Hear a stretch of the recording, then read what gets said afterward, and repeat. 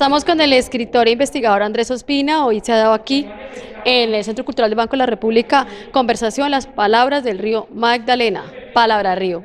Bienvenido, ha sido un éxito esta conversación con todos los asistentes. ¿Qué podemos destacar de este evento que usted ha asistido, señor Andrés Ospina? Muchas gracias, Ana Patricia. Primero destacar la participación de la gente de la ciudad que estuvo aquí. Estuvimos conversando acerca de las palabras que nos unen o que nos han conectado con el río Magdalena o que se han usado en el río Magdalena desde tiempos distantes, incluso previos a la llegada española, tiempos prehispánicos, hasta hoy. Y ese es el tema, qué palabras han aparecido, y eso implica irnos al mundo de los pescadores, irnos al mundo de la navegación por el río, irnos al mundo de la música, tratar de explorar alrededor de distintos temas que conciernen a artes y oficios, hablar de cóngolos, hablar de chalupas, hablar de champanes, hablar de bogondanos y de una cantidad de términos. Lo más lindo de todo es pues saber que todavía podemos encontrarnos en algo como la palabra y que la palabra nos sirve para hacer acuerdos, y eso es una experiencia muy satisfactoria, y estar aquí en Onda con este fondo y en este espacio haciendo una charla siempre será un privilegio, un placer inmenso.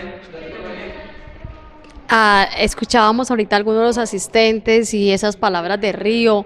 ¿Qué nos puede también decir sobre esto? Primero que Onda es una ciudad en la que gran parte de sus habitantes tiene mucha conciencia de este tema de la palabra, ¿no? Uno habla inconscientemente, ¿cierto? O sea, uno va pronunciando palabras y va diciendo cosas y va expresando determinadas cosas, pero esas cosas denuncian otras. Por ejemplo, uno de los muchos nombres que tuvo el río Magdalena en tiempos anteriores a los españoles era Huacajayo o Huacayo o Huacacayo, cuyo significado es el río de las tumbas.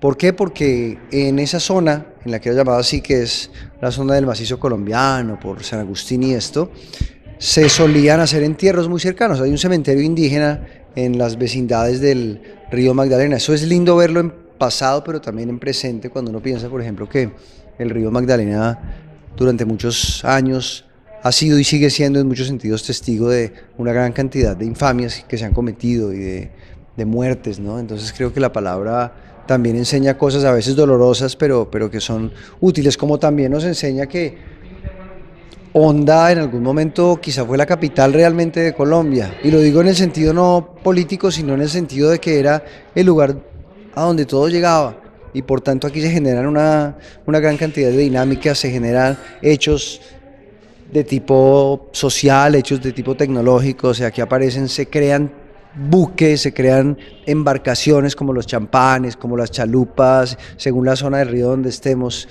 como las piraguas para moverse por el río, y uno empieza a articular todo esto y se encuentra pues con muchas coincidencias lindas que le cuentan la historia de Colombia uno a través de las palabras, o los trenes, ¿no? ¿Cómo andaban los trenes? En Girardot hay un tren que era el tren de las 10, y en Girardot todavía se dice que me va a dejar el tren de las 10 a pesar de que hace más de 40 años tal vez no circula un tren en Girardot.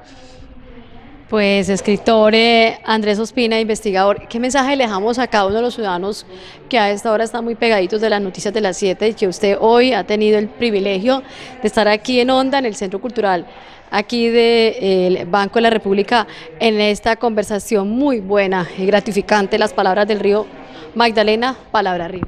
Bueno, pues amigos de Noticias de las 7, no olviden, por favor, y lo digo con todo el respeto y la modestia, que tenemos aquí a un coloso y que somos vecinos de uno de los grandes patrimonios naturales que tiene Colombia, un cuerpo de agua maravilloso que es el río Magdalena.